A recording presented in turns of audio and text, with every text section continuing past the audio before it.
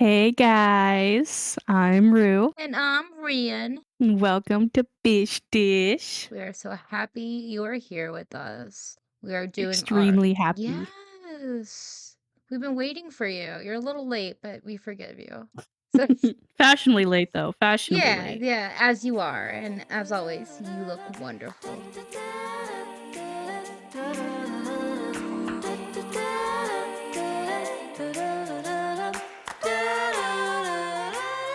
So we're doing our part two today. In the episode prior, we discussed toxic families around the holidays. Today, we're going to brush up a little more on that, but give you tools of coping and self care afterwards. Because there are times where we aren't left with many tools that we can deploy in the moment in certain situations. So, self care afterwards is very necessary. Gotta take care of yourself, Bish. You have to, Bish. We love you. So, Rue, do you have any holiday examples of family toxicity? Not quite from my point of view because, I don't have like the bit, well, we both don't have that big family that we go to on the holidays. You're kind of different because you're, married now. Shout out to your hubby. To the But hubby, shout out. yeah. So you kinda have that, like, family, like, event that you have to, like, stress over. Yeah. However, I mean, Thanksgiving was rough for me. Yeah. I woke up crying, Oh no. and I cried it out for a little bit, and then the dinner was done, Uh-huh. and I took a minute, and then I went out there, I had to calm myself down, and then honestly, I did not sit with anybody. Everyone was in the living room, like, watching the game or whatever they were watching, a Christmas movie, I don't know. Right. I sat in the kitchen by myself and ate, like, 12 deviled eggs. As one does. Yeah, that's how you cope. That's how you cope. Deviled Double eggs, days. answer to everything. So, what were you feeling in that moment? I was feeling, like, hollow and kind of alone, You said and that you went and you sat by yourself mhm. when you're feeling alone. Yeah, it's because I'm scared. Like, personally, I am so scared of being in a bad mood, being in a sad mood, Mm-hmm. and bringing everyone else's vibes down because, like, have you ever been in a room, like a cheerful room, and somebody that's not in a great mood walks in and the entire energy changes? Yeah. Yeah, I never wanna be that type of person, so I figured, I don't wanna bring everyone else down. I also wasn't in a social mood, Yeah. so I figured I'm gonna eat in peace by myself and watch TikTok. Did you feel better by the end of the night? Yeah, honestly. After I ate, I went into my room, watched a little bit of Wife Swap, as talked about in previous episode. Yeah. Uh, and yeah. I'm so glad that you brought this particular topic up because I mean, it's a big one that people face. Some of us don't have the toxic family here in the moment. Maybe they passed away, maybe you moved. Um, and there's this, at least for me, especially like in the past, there has been like conflicting emotions. Like the first thing you feel is just like this isolating loneliness and that hollow feeling. And it almost feels like an unrelatable feeling. Like to me, I felt like nobody in the world would know what I feel like except for like you, Mhm. which is very misguided. But then there's that relief in the background of if my family was around me, I would be miserable right now. Mhm. So, for those of us who feel alone on the holidays, we are now creating that toxicity for ourselves. We're unhealed, we're lonely, we need comfort. And you found it in deviled eggs. That's great. Deviled Mhm. eggs and Deviled eggs and TikTok. rolls. Oh my god, the rolls. I wish that you had gone up to, I'm gonna call her my godchild because I have decided. And just ask for a hug, a hug from a small child is very healing. And also, In moments of loneliness, nobody would understand needing a hug more than a small child. Because like Yeah. when you I hung out with her a little bit too. I did. She came into the kitchen, made a little bit of an appearance. yeah, her guest starring. She comes in Mhm. and she gets all the attention and she walks out of the room. She gets the biggest credit at the Yeah. end of the show. Mhm. But I also wanna say, like, with everything, like, I also felt, like, guilt, a lot Guilt. of guilt during it because, like, I was sitting there thinking, like, "Man, like, I wish my mom was alive," or, "Man, I wish I was with you instead of being here." But, like, I feel bad because, like, my roommates went out of their way to make sure they had Thanksgiving here so I wouldn't be alone and, made everything here, and so I felt bad for being kind of ungrateful. It's not ungrateful to still miss elements that aren't around. Like you can appreciate the effort and try to be as present as you can for those who are giving you those gestures, but it's not needing of something. I'm so sorry. My Alexa has a mind of her own. But to feel guilt, that sounds like it's a natural response, but to wish you were around, closer family, to fill those gaps, that's very natural and normal too. Um, a lot of us struggle with so many conflicting emotions that we just beat ourselves up with these emotions. And what I try to do whenever I'm feeling like a emotional cocktail of things that shouldn't necessarily be is I try to focus on each individual feeling and feel them and try to understand why I'm feeling them and then go on. It kills me to hear that you were feeling guilt because you weren't around, more people that you loved of different types and categories. But it does sound like you're in a very well matched, beautiful situation with where you're living now. To have so much forethought into giving you the stay, especially because your roommate, I'm gonna call her our god sister because like it's such a complicated past. It just fits the best. She has gone through recent loss, you know? Um, I wonder how Mhm. she's coping. It actually marked a year a couple days ago, and Really? A yeah, year she was already. mhm. The first year, I think, is always the hardest. It's never really it gets easier, but, like, in the sense of, like, your grief bubble gets bigger, but the grief doesn't get smaller. I had such an odd experience grieving our mom. Like it was very different than me grieving my dad.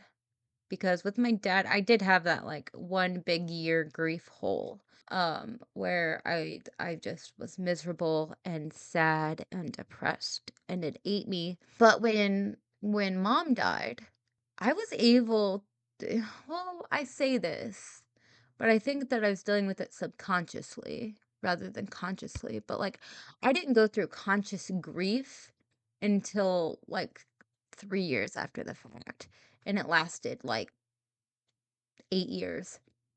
I imagine that it was different for you because, like, there was a little bit of relief to it, and that's, like, hearing people hearing that didn't come from toxic families will think that's, like, awful to say, but the people who have come from toxic families and have had one of those family members pass away, I think not even toxic I won't say toxic, I'll say more abusive.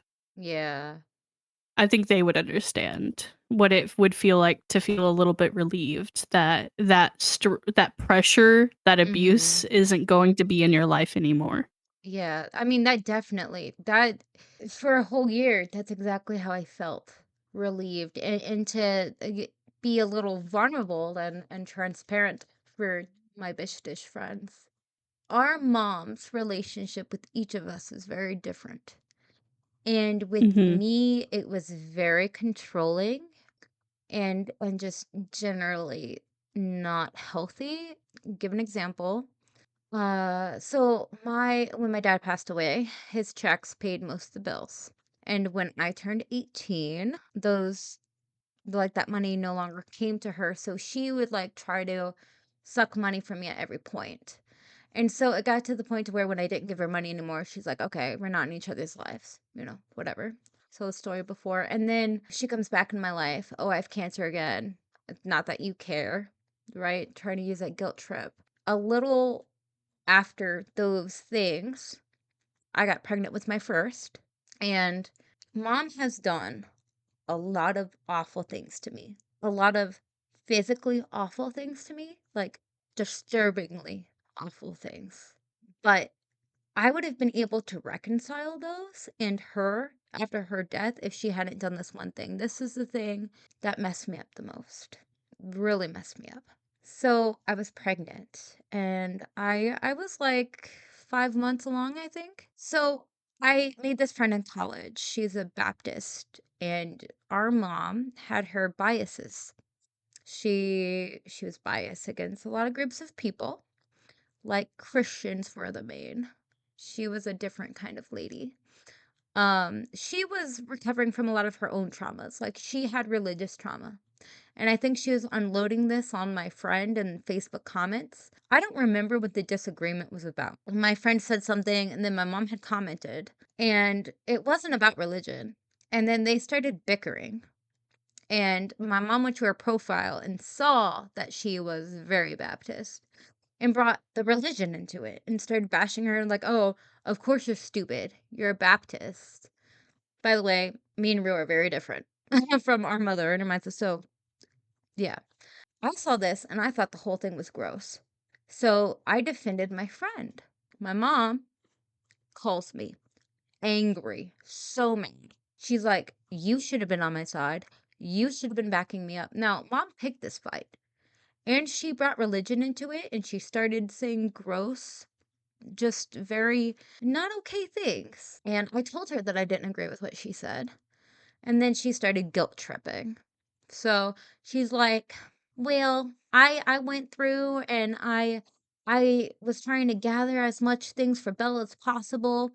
I got her a crib." She got a bunch of secondhand stuff. Some of it, you know, wasn't exactly safe because it was older and, recalled kind of things. And I had already gotten a brand new crib and all this stuff. And she was just trying to like, guilt trip me. Like I do all this for you. Like I just shouldn't do it at all.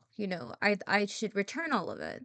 And I said, "Look, mom, if this is your mindset that you're going to tell me that you no longer want to help or support my child or whatever you're trying to say with returning these things because I disagreed with a Facebook argument you picked, it would be best if you choose now whether you want to be committed to Bella's life or not, because she deserves stability.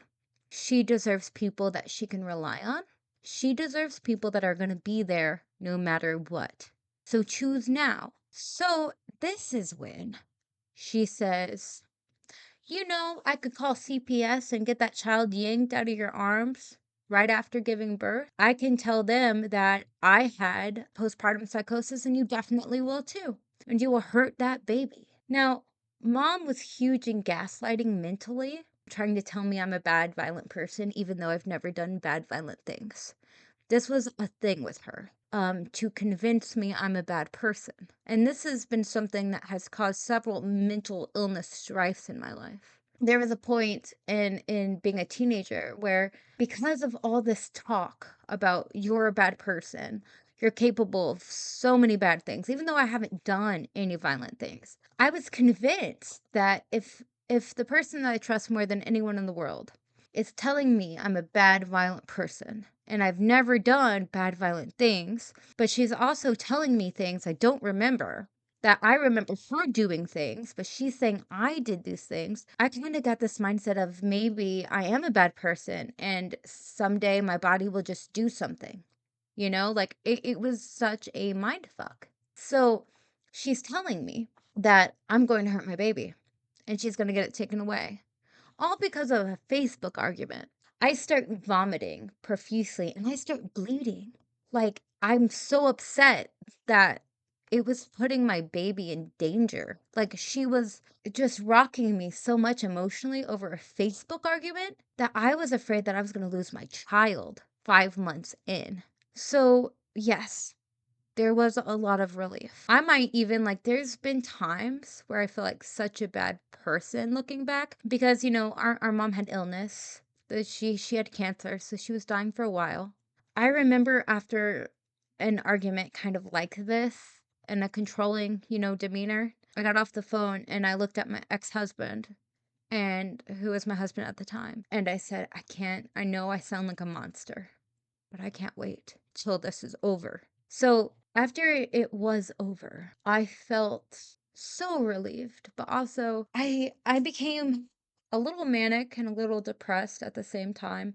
I spent a lot of time in bed that year, but I didn't necessarily feel the grief consciously. After I processed all that stuff I had been through, the controlling bits that brought me relief in her passing, I started to get flashbacks of the good times a lot. Like the things I do miss, like the jokes. Like mom, she was hilarious. She was downright controlling and abusive at times, but she also had her good times and we did a lot of good fun things together. And she was also supportive of me. Like even though, she did these things that rocked me so much emotionally that I was poisoning my own body, she was like always encouraging of any of my aspirations and made me truly believe when she was in a good mood that I could be anything I wanted to be. But when she was in a bad mood, like I was stupid and I was worthless and all this stuff. I actually have a memory of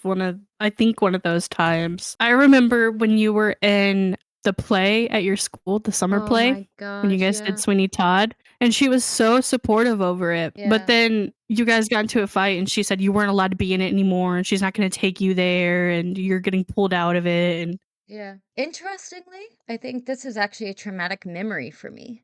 Even though it wasn't physical, it was psychological AF. So, to put perspective to this, the fight was over something minor. I don't remember what it was, but I do remember my girlfriend was over at the time. And she rocked me so much emotionally that I humiliated myself and crying. I was a crying heap on the floor. I had spent the whole summer rehearsing Sweeney Todd. She was trying to pull me out before the opening week. And if this were to happen, I would not be allowed back in the theater. This was not a school theater. This was community theater. This was the whole town. This was a bigger thing.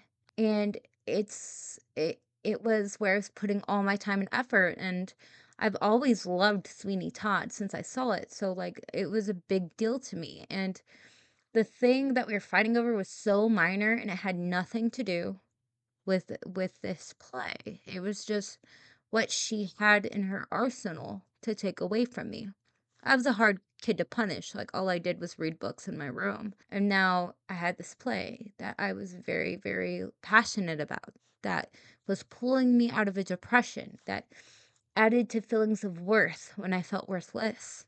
She went as far as to call my theater teacher and leave a voicemail, which was humiliating. She did notice how much that fucked me up because I was bad. Like, I was a crying, screaming heap on the floor for a long time. So she did end up retracting that. And I did have to deal with humiliation of explaining it to my teacher who had questions. And I say teacher because the person who ran the community theater was my high school theater teacher. But yeah, it was humiliating, and that's a good example for, our mother in that trauma and how she would try to control things. If you made her upset, she was gonna have the upper hand. She was gonna get as petty as she wanted to get. It wasn't a matter of punishment. It was a matter of keeping control. So Mhm. it and stuff like that happened all throughout my life. Like she would always just pull whatever meant the most to me, and when my academics meant the most to me and I was making good grades, and she was mad, she'd say, "I'm stupid." Like, she would just do whatever it was that she could do to underhand whatever was keeping me moving at the moment. So, that was hard for sure. And of course, like, with her death and not having that element, because that element was it was sickening, it was poisoning, it was worse than any physical abuse I ever went through. And this abuse and the consequences of it lasted years after she passed. Like, I had to undo a lot of bad programming, I guess you could call it, you know? I was in therapy for a long time and I was trying to unpack like the ideas that my mom were putting in my head that I was basically a dumb sociopath, right? And so I would talk to my therapist and she's like, why do you believe these things about yourself? And I'm like, I just know them to be true. And so we went through and talked about mom and stuff. And it took a while to undo it. And the way that she would basically help me, like this is what was the turning point, I think, that helped me heal on it was she goes, okay, your mom said this. What evidence does she have? Like, I know you trust her, that's your mom. And I know, you know, we all are kind of biased when it comes to our mothers and their beliefs, you know, because when we're young, we have this huge idea that our parents are like godlike, you know, that they know everything, they're all knowing, they're all being. But she's a human and we're all flawed, and it sounds like she had a lot of her own trauma and a lot of symptoms that she was still dealing with. So what evidence of sociopath, you know, like what tells you this? And I look back on my life and of course I don't have any evidence. It was just always a pre-programmed notion when she was mad that I was the perpetrator, I'm the bad one, you know? She'd beat me up, and I never defended myself. Never. Ever. She told me if I ever defended myself, she would kill me. So I never even got to hit her back. I never hit anybody else. I mean, we had play fights as kids, you know, fighting over remotes, getting the cops called. But she It's just so wild that she, like, heard the remote bang against the wall and thought you were, like, beating the fuck out of me, like, I know, especially because like that we fought a lot argumentatively, but we didn't usually beat the fuck out of each other. That wasn't what we no. did. We just argued very loudly. And Mhm. I don't think necessarily that she thought I was beating the crap out of you. I think that we wouldn't stop arguing. We were loud. She was bedridden at the time, and she had to find a way to regain control. That was the card she had at the time. Yeah, but she I feel like to at least the police, she did make it sound like you were hitting me Oh, because I yeah. remember them being like, "You're 18 now. If you lay a hand on her again, like, you're gonna go to jail." Right. And I even say I'm sitting there like, "Bruh." I even said, like, I didn't hit her. And they assume they kinda said something that was along the lines of, "It doesn't matter. If you act up and someone says you hit them, you're going to jail." You know, it's just it was wild. But yeah, she definitely made it sound she had to justify the reason why she called, you know? She wasn't one that didn't lie to get her way. I mean, that was kind of her gag. That I mean, like I said, we had to deal with a lot of gaslighting. All that is straight lying to somebody and convincing them and reforming their memories and stuff surrounding events that did or did not happen. So I do think that she was just trying to regain control, you know? Mhm. But going back to the holidays, whether you have a firestorm history with your parents or not, and they're no longer around, and you have these like conflicting emotions, you know, because you do miss things. You do, even though you didn't have that picture perfect Hallmark family holidays, at least for me, I still grieve the fact that I have no possibility. Even though I'm a mother now of 5. I do have that. I create that, but I still feel like I'm missing it. Like I'm providing it for the kids. I'm making sure that everything is perfect and they're so happy and they feel so loved and so taken care of. But I don't register it, you know, as mine. I know that probably sounds weird or selfish. I don't know what it sounds like. But even though I am having a like from the outside, somebody might see my family celebrating Christmas now and like, "Oh my god, I wish I had that." And I'm over here still going, "Oh my god, I wish I had that," even though I'm having that. I know that sounds so wild and so probably dumb, but that's how I feel now. Like I'm in this huge like contradictory moment where the roles have flipped. I'm no longer a child with a mother celebrating Christmas. I am the mother providing it for the kids in ways that I didn't have it and always wanted it. And I'm over here still grieving the inner child's possibilities that never happened. It's a complicated slew of emotions, truly. I am getting to a point where I am demanding my full presence in these moments.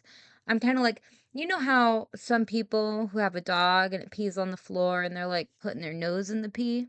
That's kind of like how I feel like I'm doing over the holidays. Like, instead of being in the back of my mind, like, oh my God, I wish I had this. I wish my family was here, blah, blah. I'm like, no, look at this. Look at this in front of you. Don't stop looking at it. You have everything you wanted. You have it right now. Be here. Be here in the present. What we can't do, and what I have to remind myself is, we cannot feel guilty for feeling what we feel.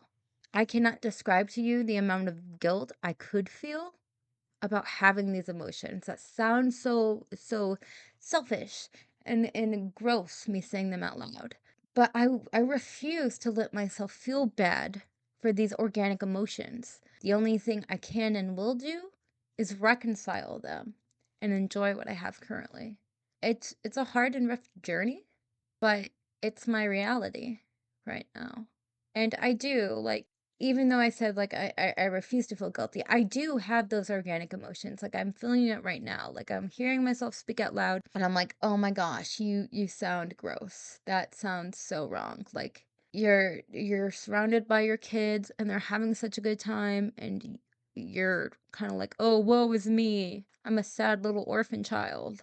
And I do feel that guilt, but I sit with it and then I just again demand my presence in the emotion in the moment. Like, okay, yes.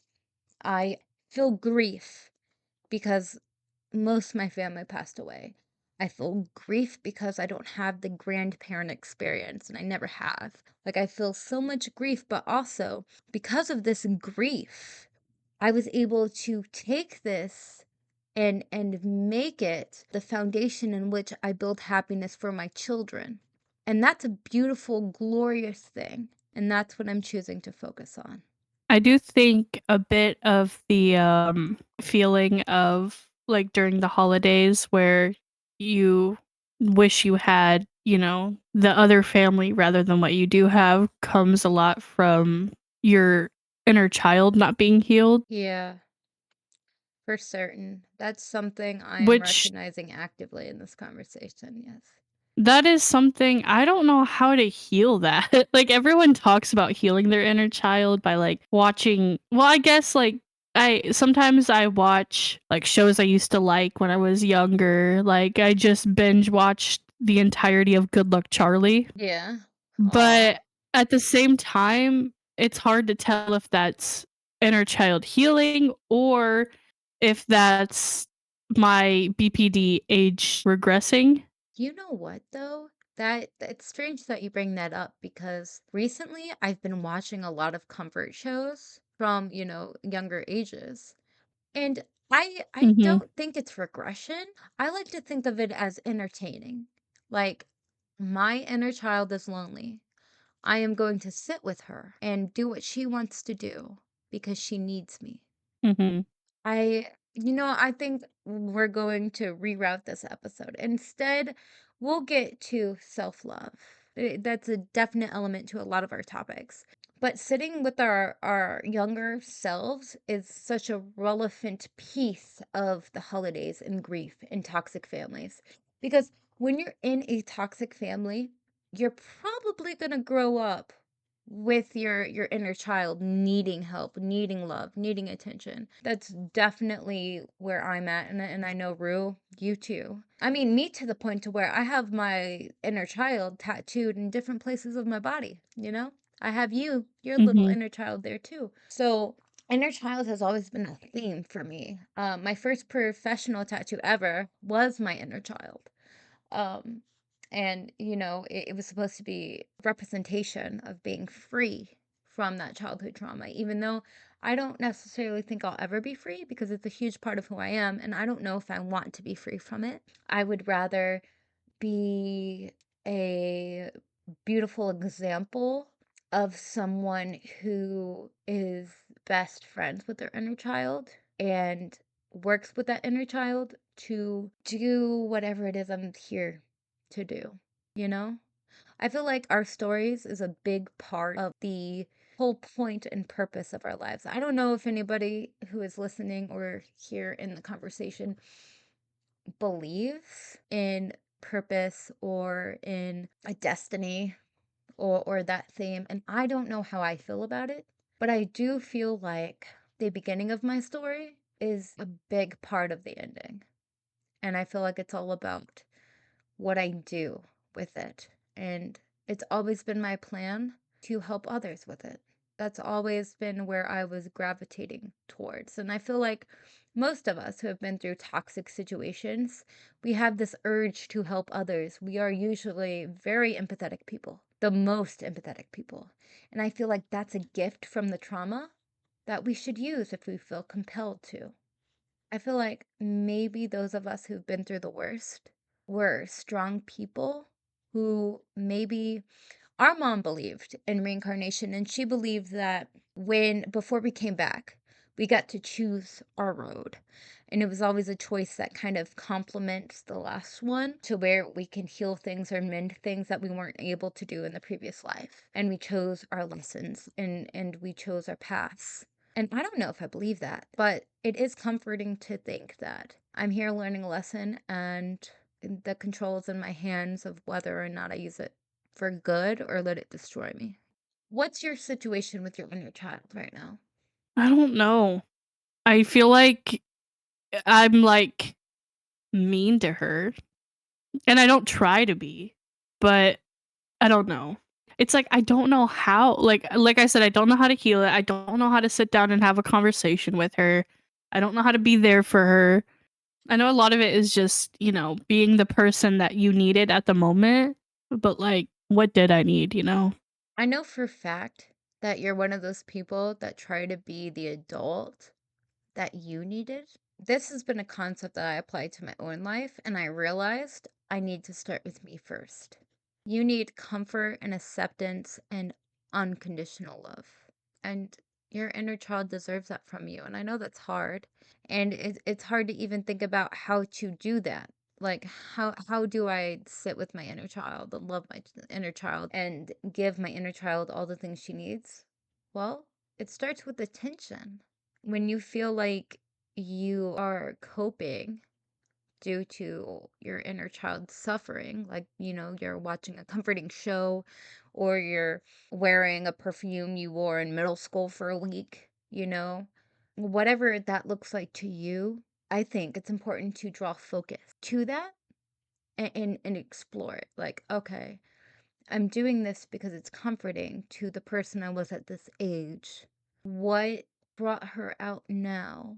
And what does she need? Because a lot of the time it comes from, for me, I'm talking from my experience again. We are not medical professionals. We're far from it. We're just people suffering and talking about it. So for me, I realized that, okay, so like I might get in an argument with a significant other and they might trigger something that makes me feel stupid or makes me feel small. It usually has to do with me feeling a similar way than I did back then. And I would get stuck trying to comfort myself with things I would do back then. So when I would draw attention to these moments and what started it, I can kind of like pick apart what I actually need in that moment. And it usually always just comes down to a hug. Like I need a freaking hug. So how do I hug my inner child? I know it sounds weird. I know it sounds crazy, but hug yourself. This is a real technique that some therapists will deploy. Self-soothing, we all do it. And if we start doing it consciously, that is a good step to moving forward and making yourself feel more accepted, especially by yourself. Some people self-soothe by like if they're anxious or uncomfortable, they'll like rub their wrist or their hands or their temples. If you give yourself a hug and you say out loud, I love you, I accept you, I'm with you, you can rely on me. I know it sounds crazy, but it does make a difference. It really does. And if you find yourself compelled to watch certain things that used to make you feel good back then, do it.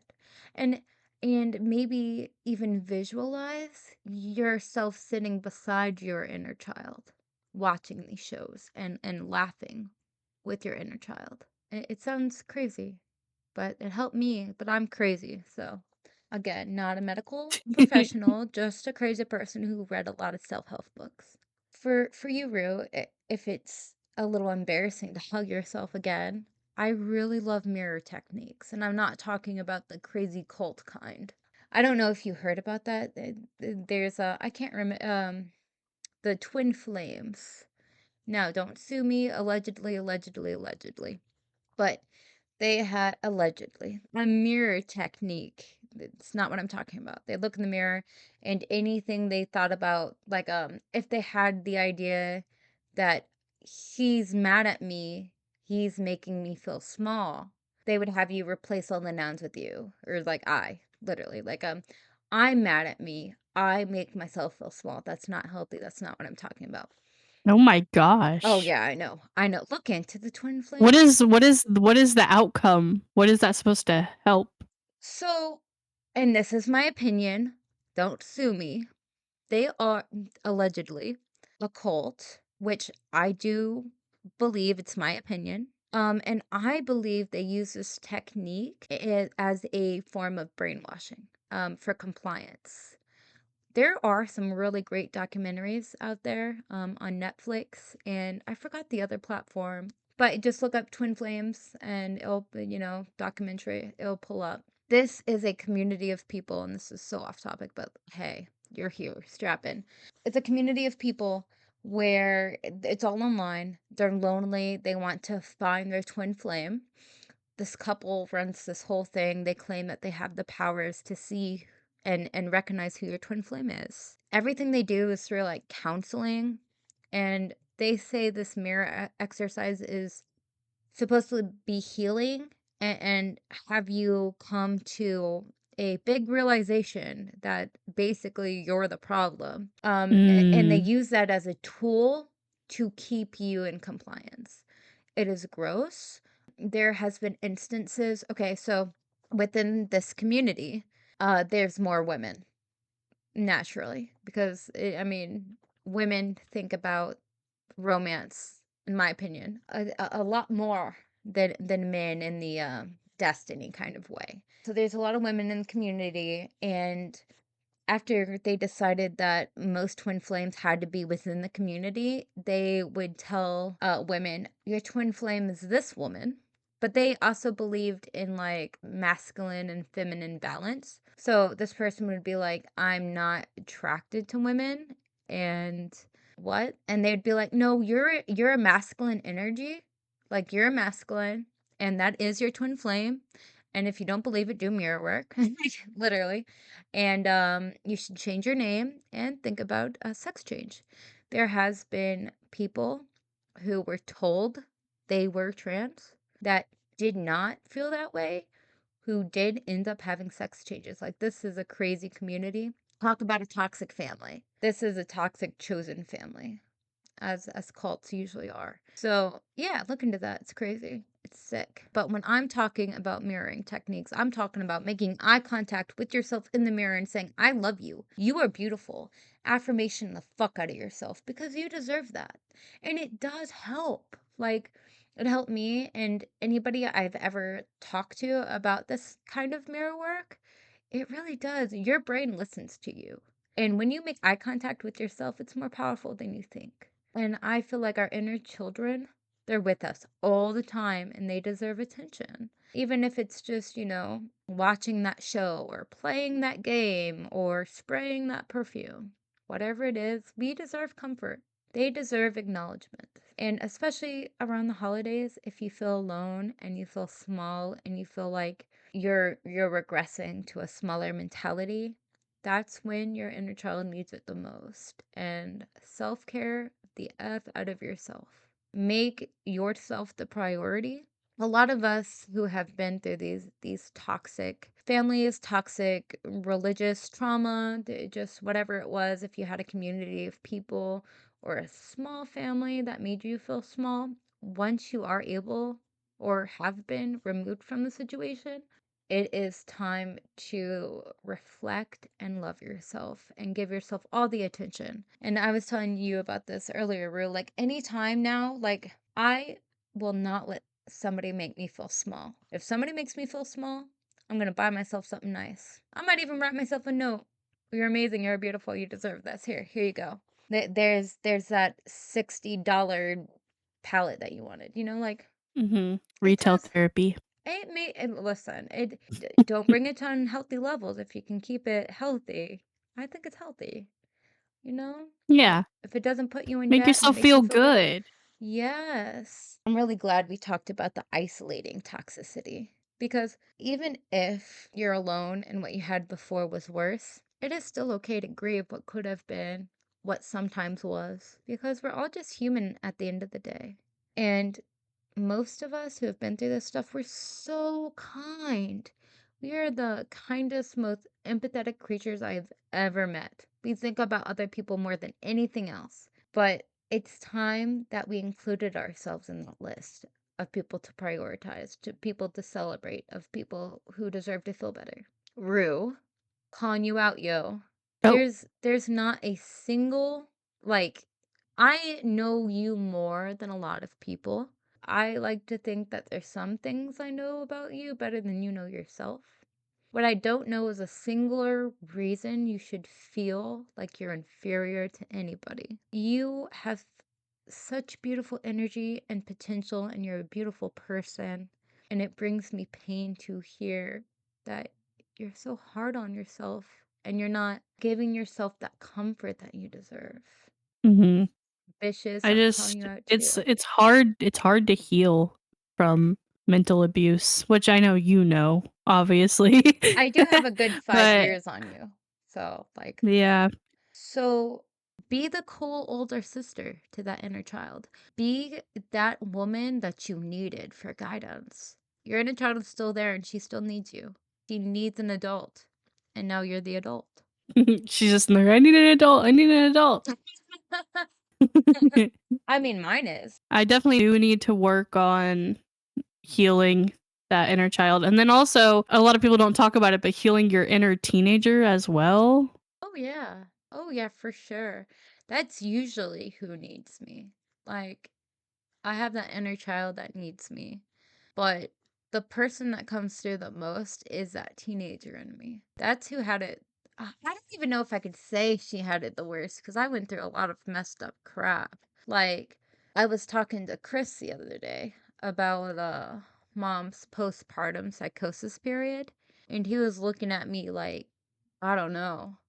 And I like when I say things that happened when I was younger out loud, I realize how messed up they were. But the teenager in me who went through trauma, but not like, okay, so let me be more specific.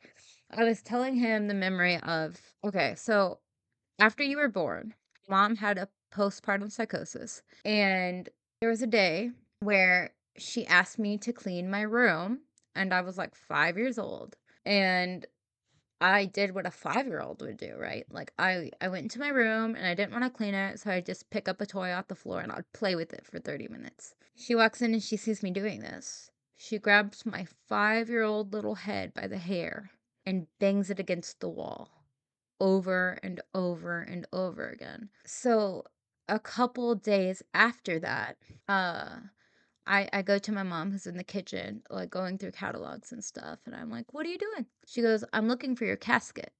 Weird thing to say. Very weird thing to say. And then a Mhm. couple days after that, she downs a few bottles of Xanax and lands in the hospital. So, that's hella hella traumatic, you know? My mom's implying that she's gonna take me out with her.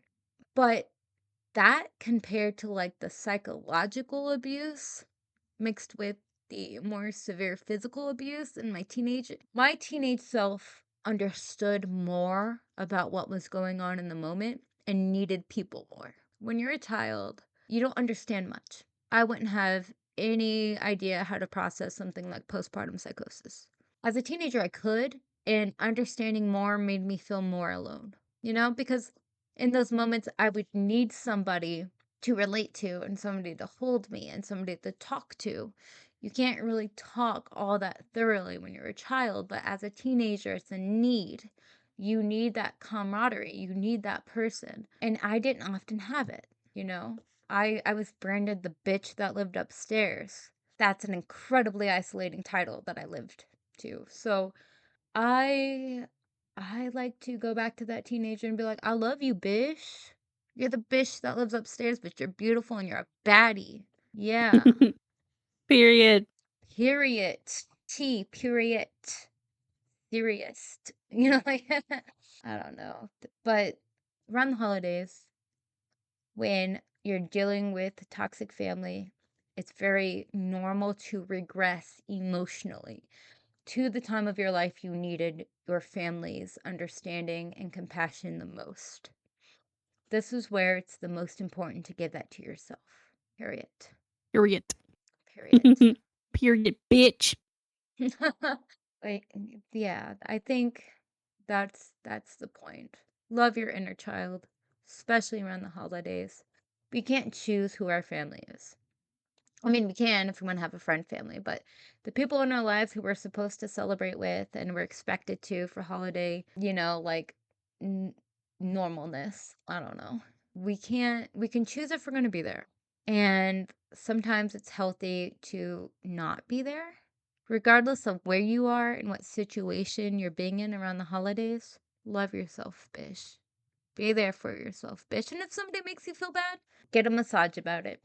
Don't let Mhm. anybody stick you in a place where you're stuck feeling bad. Go do something nice. Do something nice for yourself. Even if, like, it could be a workout if you're into that. It could be a massage. It could be a new handbag. Doesn't matter. Whatever will make yourself feel better. Don't lean on it. Don't lean on retail therapy. Don't go into debt, of course. But just love yourself healthily. Remind yourself that you're worth it, that you're worthy of love, that you love yourself, that you got yourself. I think a lot of our misery in life comes from being in a place to where you feel like nobody has you. But if you can come to an understanding that you have you, it really does mend some things. Truly, coming from a person who's been through it. So real. Gotta love yourself. You gotta be gentle. You gotta be that person that you promised to be for others. Mhm. Treat yourself how you Treat treat others. yourself. Or just plain treat yourself. Yeah, it's just into that. Treat yourself. That's the big point. Treat yourself. It's the holidays, everybody's getting a present, get yourself one. Get that Mhm. thing that you don't think nobody's gonna get you that you've been asking for, get it. Get that thing for yourself. You deserve it. We love you. I'll get it for you. Give me your address. I got you. And if by chance someone gets it for you after you've already gotten for yourself, now you have 2. I'll send you the receipt. You can just take the money. I don't care. I love you. Do what you want. Get yourself that massage I keep talking about. I think I just really want a massage. Deep I think so tissue. too. I need one. I need one so badly. My knots have knots. Yeah, I know. Mine too. My nuts basically look like snowmen at this point. But on that note, I guess the point is love yourself through the holidays. If your family's hard, if your life is hard, be gentle. You need it. You deserve it. And we love you, Bish. We never stop loving you, bish. We'll never stop loving you, Bish. Rin and Rue, Period. here to say we love you, and we are signing off. Love yourself. Do it now. Do it. Just I'm do it. just do it. Why are you hesitating? Just do it. I'm gonna call the cops. I'm gonna call the cops if you don't love yourself right now.